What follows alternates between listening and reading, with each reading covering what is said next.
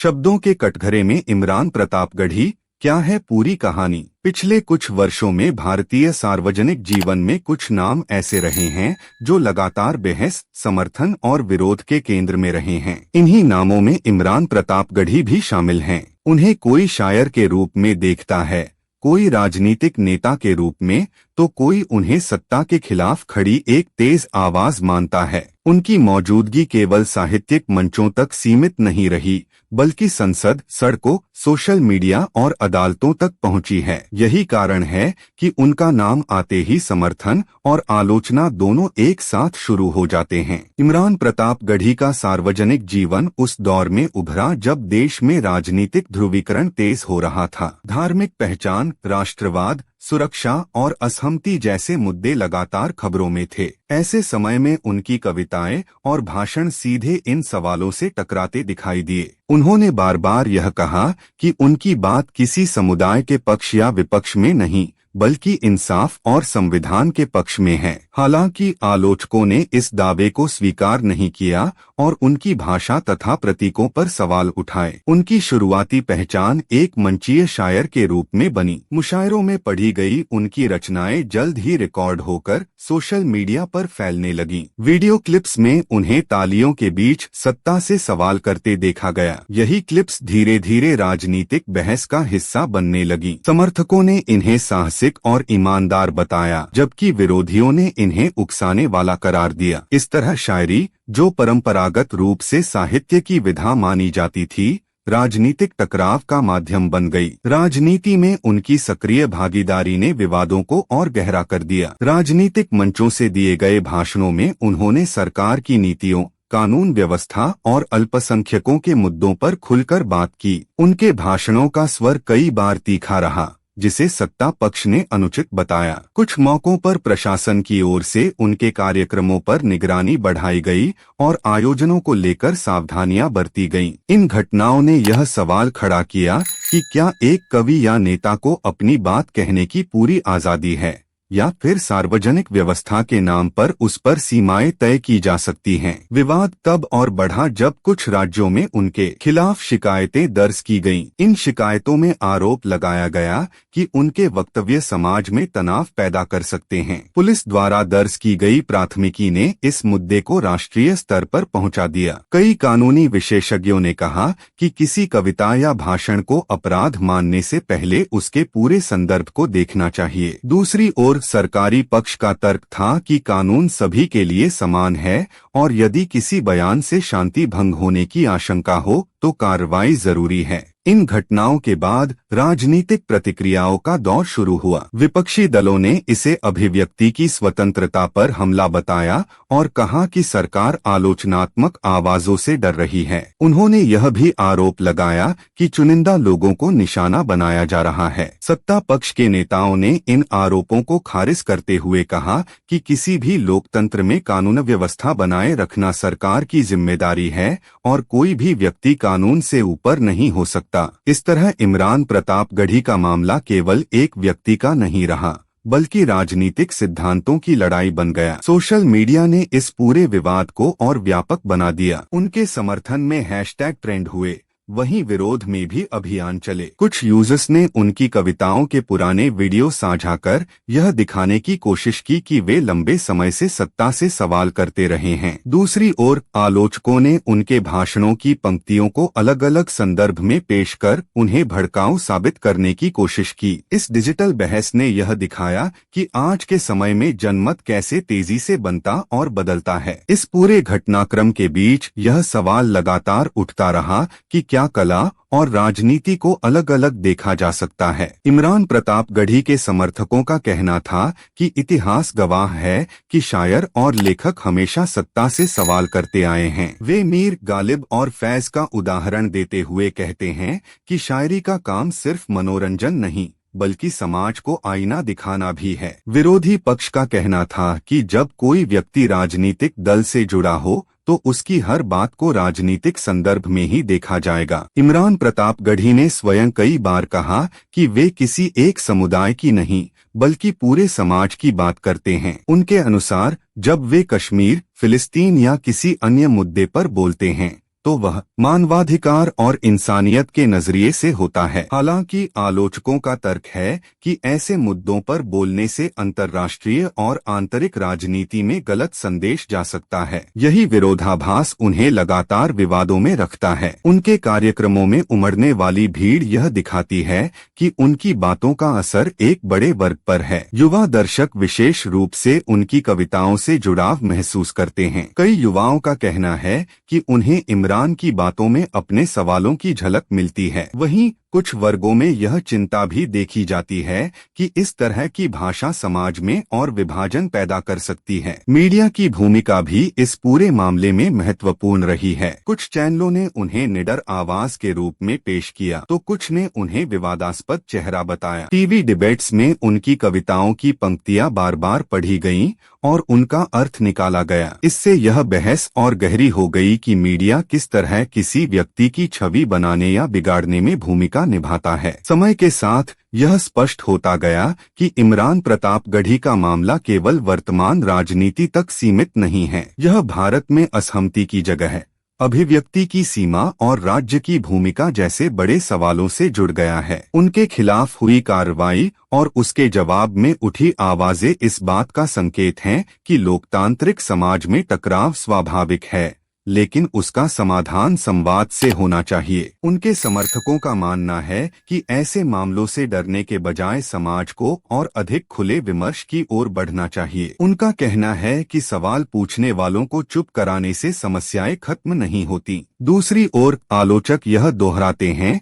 कि अभिव्यक्ति की स्वतंत्रता के साथ जिम्मेदारी भी आती है और किसी भी बयान का असर समाज पर पड़ता है। इमरान प्रतापगढ़ी की यात्रा अब भी जारी है। उनके कार्यक्रम, उनके बयान और उन पर होने वाली प्रतिक्रियाएं लगातार खबरों में बनी रहती हैं। यह देखना महत्वपूर्ण होगा कि आने वाले समय में यह बहस किस दिशा में जाती है और भारतीय लोकतंत्र इस तरह के टकरावों से क्या सीखता है। इमरान प्रतापगढ़ी को लेकर उठी बहसों में एक और अहम पहलू बार बार सामने आता रहा है और वह है कानून और न्यायपालिका की भूमिका। जब उनके खिलाफ दर्ज मामलों की जानकारी सार्वजनिक हुई तो कई वकीलों और पूर्व न्यायाधीशों ने मीडिया के माध्यम से अपनी राय रखी। कुछ विशेषज्ञों का कहना था कि भारतीय दंड संहिता और अन्य कानूनों में अभिव्यक्ति की आज़ादी पर पहले से ही पर्याप्त सीमाएं मौजूद हैं, लेकिन उनका इस्तेमाल सोच समझकर होना चाहिए। उन्होंने यह भी कहा कि कविता, व्यंग्य और प्रतीकात्मक भाषा को सीधे सीधे हिंसा के आह्वान के रूप में देखना उचित नहीं है, जब तक कि उसमें स्पष्ट और तत्काल उकसावे का तत्व न हो। इसी दौरान कई सामाजिक संगठनों और साहित्यिक संस्थाओं ने भी प्रतिक्रिया दी। कुछ संगठनों ने बयान जारी कर कहा कि शायरों और लेखकों को डर के माहौल में जीने के लिए मजबूर किया जा रहा है। उनका तर्क था कि साहित्य का काम सत्ता से सवाल करना है, न कि सत्ता की प्रशंसा करना। वहीं कुछ अन्य समूहों ने संतुलित रुख अपनाते हुए कहा कि हर रचनाकार को अपनी भाषा और प्रभाव का ध्यान रखना चाहिए, क्योंकि सार्वजनिक मंच पर कही गई बातों का असर व्यापक होता है। इन बहसों के बीच इमरान प्रतापगढ़ी स्वयं भी कई इंटरव्यू और सार्वजनिक कार्यक्रमों में सामने आए। उन्होंने दोहराया कि उनका उद्देश्य किसी भी तरह की नफरत फैलाना नहीं है। उनके अनुसार वे जिस समाज में रहते हैं उसकी समस्याओं पर बोलना उनका हक भी है और जिम्मेदारी भी। उन्होंने यह भी कहा कि अगर उनकी बातों से किसी को असहजता होती है तो इसका मतलब यह नहीं कि वे गलत हैं। उनके समर्थकों ने इसे साहसिक रुख बताया, जबकि आलोचकों ने इसे जिद्दी और टकराव बढ़ाने वाला बताया। राजनीतिक स्तर पर भी यह मामला धीरे धीरे बड़े विमर्श का हिस्सा बन गया। संसद के भीतर और बाहर दोनों जगह इस मुद्दे पर चर्चा हुई। कुछ सांसदों ने इसे अभिव्यक्ति की स्वतंत्रता के व्यापक प्रश्न से जोड़ा, जबकि कुछ ने कानून व्यवस्था का हवाला दिया। इस दौरान यह भी देखा गया कि अलग अलग राज्यों में प्रशासन की प्रतिक्रिया अलग रही। कहीं कार्यक्रमों को अनुमति देने में सख्ती दिखाई गई तो कहीं स्थानीय प्रशासन ने स्थिति को संभालने की कोशिश की। सोशल मीडिया प्लेटफॉर्म्स पर इस बहस का असर लंबे समय तक रहा। इमरान प्रतापगढ़ी के भाषणों और कविताओं के पुराने वीडियो बार बार शेयर किए गए। कुछ वीडियो को लाखों बार देखा गया, जिससे यह साफ हुआ कि उनकी लोकप्रियता केवल सीमित दायरे तक नहीं है। वहीं कुछ यूजर्स ने उनके खिलाफ पुराने बयान खोजकर पोस्ट किए और उन्हें विवादित संदेश संदर्भ में पेश किया। इससे यह सवाल भी उठा कि डिजिटल दौर में किसी सार्वजनिक व्यक्ति की हर बात हमेशा के लिए रिकॉर्ड में रहती है और किसी भी समय उसे नए संदर्भ में इस्तेमाल किया जा सकता है। मीडिया कवरेज को लेकर भी आलोचनाएं सामने आईं। कुछ विश्लेषकों का कहना था कि टीवी बहसों में मुद्दे की गहराई पर चर्चा करने के बजाय सनसनी पर ज्यादा ध्यान दिया गया। बार बार वही पंक्तियां दिखाकर बहस कराई गई, जिससे दर्शकों को पूरा संदर्भ समझने का मौका कम मिला। दूसरी ओर कुछ चैनलों ने विस्तृत रिपोर्ट्स और ग्राउंड रिपोर्ट्स के जरिए संतुलित तस्वीर पेश करने की कोशिश भी की। इस पूरे घटनाक्रम ने युवा वर्ग के बीच खास चर्चा पैदा की। विश्वविद्यालयों और कॉलेजों में छात्रों के बीच यह बहस चलती रही कि असहमति का सही तरीका क्या है और उसकी सीमाएं कहां तक होनी चाहिए। कुछ छात्रों ने इमरान प्रतापगढ़ी को प्रेरणा के रूप में देखा, तो कुछ ने यह सवाल उठाया कि क्या इस तरह की भाषा से वास्तव में बदलाव आता है। इन चर्चाओं से यह स्पष्ट हुआ कि यह मुद्दा केवल राजनीति तक सीमित नहीं रहा, बल्कि सामाजिक चेतना का हिस्सा बन गया। समय के साथ यह भी देखने को मिला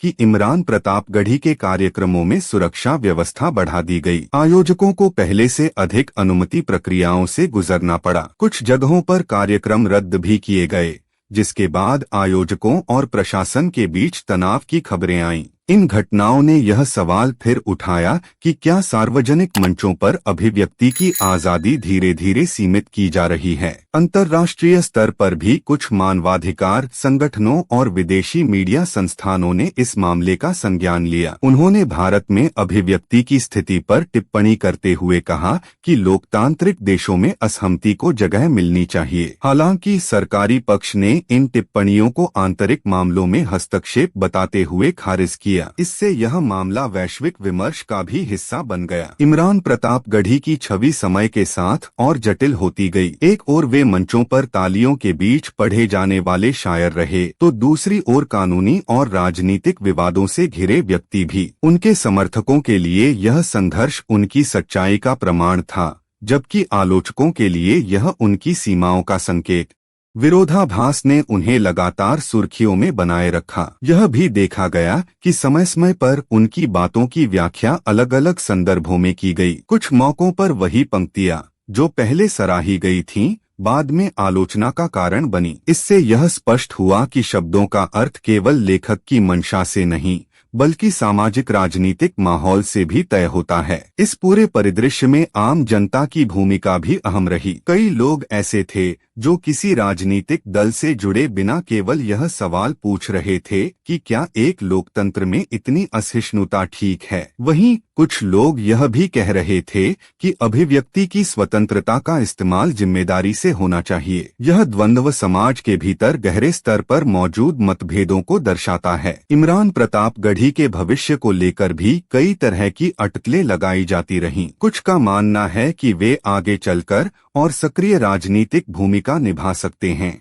जबकि कुछ का कहना है कि विवादों का बोझ उनकी राह कठिन बना सकता है। स्वयं इमरान प्रतापगढ़ी ने इस पर स्पष्ट रूप से कुछ नहीं कहा, लेकिन उनके बयानों से यह संकेत मिलता रहा कि वे पीछे हटने के मूड में नहीं हैं। उनकी कहानी, यदि इसे समग्र रूप से देखा जाए, तो यह एक व्यक्ति की यात्रा से कहीं अधिक है। यह उस दौर की कहानी है जहां शब्दों की ताकत और सत्ता की प्रतिक्रिया आमने सामने खड़ी दिखाई देती है। यह उस समाज की तस्वीर भी पेश करती है जो एक तरफ बदलाव की बात करता है और दूसरी तरफ असहमति से असहज हो जाता है। आने वाले समय में यह देखना महत्वपूर्ण होगा कि ऐसे मामलों से क्या सबक लिया जाता है। क्या संवाद और बहस के लिए और अधिक जगह बनेगी या फिर टकराव और बढ़ेगा। इमरान प्रतापगढ़ी जैसे व्यक्तित्व इन सवालों को जीवित रखते हैं, चाहे उनसे सहमति हो या असहमति। यह पूरा मामला यह भी याद दिलाता है कि लोकतंत्र केवल चुनावों तक सीमित नहीं होता। यह रोजमर्रा की बातचीत, सवालों और जवाबों में भी बसता है। जब कोई शायर या नेता सवाल पूछता है